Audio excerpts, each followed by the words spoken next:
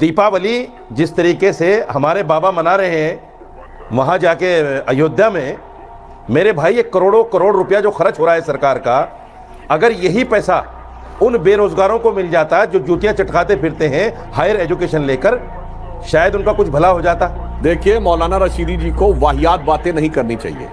जितने भी हिंदू मंदिर हैं, बड़े बड़े मंदिर, उनका सारा पैसा सरकार लेती है। धर्मार्थ कार्य विभाग होता है, जितना सरकार मंदिरों से लेती है उसका 1/10 नहीं खर्च होता। भाई क्या बात करते हो, अनशंट बात करने लगते हैं आप आकर।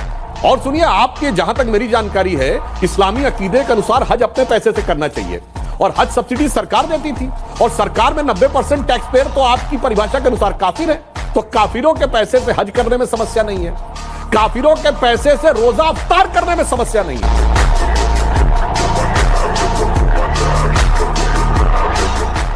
मल्लिकार्जुन खड़गे ने एक बहुत बड़ी स्टेटमेंट दी। क्या कहा है मल्लिकार्जुन खड़गे ने, सुन लेते हैं।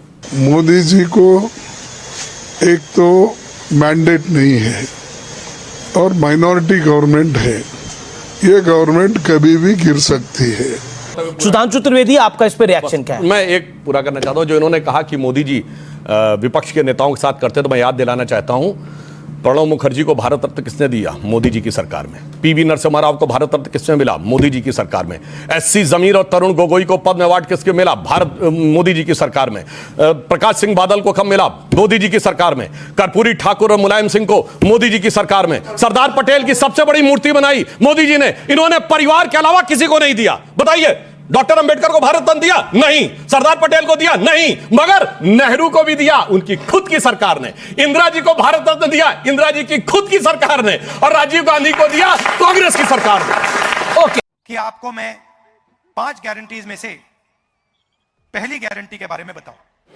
अच्छा, ठीक है। शरद पवार जी, उद्धव ठाकरे जी और खारगे जी आपको बाकी गारंटीज के बारे में बताएंगे, मगर मैं आपको महालक्ष्मी योजना 3000 रुपए हर महिला के बैंक अकाउंट में हर महीने इंडिया गठबंधन की सरकार डालने जा रही है। और अभी तो रुको, क्लाइमैक्स अभी बाकी। हर महीने बैंक अकाउंट में महाराष्ट्र की महिलाओं को 3000 रुपए सीधा खटाखट नजर जाए। सुबह होते ही कुदाल फावड़ा लेके किसान खेत में चला जाता है, छात्र अपना बैग लेके कॉलेज चले जाते हैं, युवा अपना टिफिन उठा के अपने रोजगार की तलाश में रोजगार पे चला जाता है। फिर ये कौन लोग हैं, कहां से आते हैं? कौन है ये लोग, कहां से आते हैं? जो सुबह से लेके शाम तक हमारे समाज के अंदर में जहर का नफरत घोलते हैं और फिर शाम को उसको टीवी पे परोसते हैं। ये कौन लोग हैं जो हमारे देश के अंदर में नफरत की आग लगाने वाले लोग हैं? मैं इनसे सिर्फ इतना पूछना चाहता हूँ, उन्होंने बोला फावड़ा लेकर कोई जाता है, कोई ये लेकर जाता है, वो लेकर जाता है। आज से आप लोगों को लोटा लेकर जाना है, क्योंकि कांग्रेस ने अभी हिमाचल में टॉयलेट पर टैक्स लगा दिया। भाई बताओ, वादे ऐसे कि पानी का दाम कम कर देंगे, पेट्रोल का दाम कम कर देंगे, पेट्रोल, डीजल, दूध, पानी, स्टैंप ड्यूटी, यहाँ तक कि 25 रुपया प्रति महीना टॉयलेट का देना पड़ेगा। मतलब कि आपकी सरकार को फंस करने वाले हैं आप। रखना चाहता हूं, अगर कोई इनकी नकल करना चाहे तो कितनी भयानक स्थिति उत्पन्न हो जाएगी। महोदय, इस बजट में रेवेन्यू रिसीव्ड भारत सरकार की कितनी है? 26,80,000 करोड़।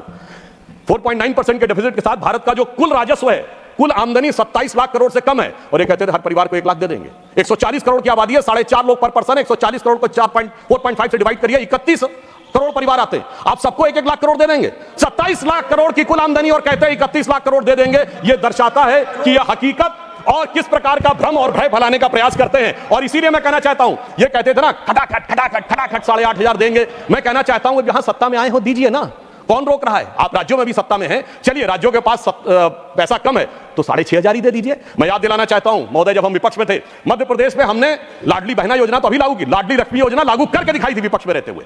हमने गुजरात में 10% विकास दर और कृषि विकास दर करके दिखाई थी। हमने कर्नाटक में 0% rate of interest, financial liability की बात कर रहा हूं, फर्स्ट ईयर में किसानों के एग्रीकल्चर लोन पे करके दिखाया था। कि अगर समय चला गया तो साधना नहीं होगी, अगर भक्त रूठ गए तो आराधना नहीं होगी। और 3 से 303 से 240 के आंकड़े बोलते हैं कि इस बार जो आप चले गए तो दोबारा लौटने की संभावना नहीं होगी। आम आदमी के दूध, छाछ, लस्सी, दही, पनीर पर 5% की जीएसटी। इनको लगता है कि कुछ सीटें कम हो गई हैं तो उनका हौसला बढ़ गया है।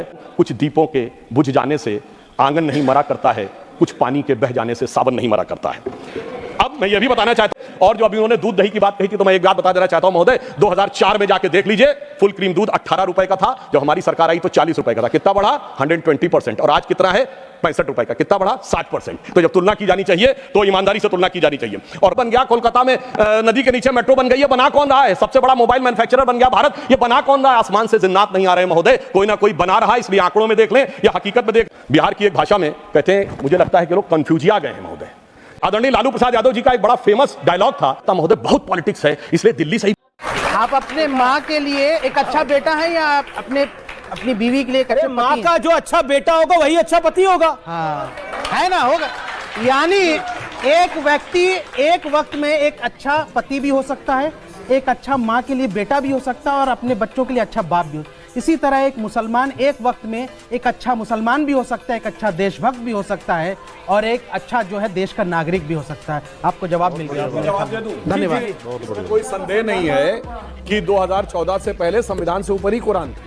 सिर्फ मुस्लिम देशों में यह होता था, अन्यथा एक सेकुलर देश मुझे बता दें जहां ट्रिपल तलाक, हलाला, मेहरम, हज सब्सिडी, वक्फ बोर्ड और शरिया सुप्रीम कोर्ट से ऊपर होता हो।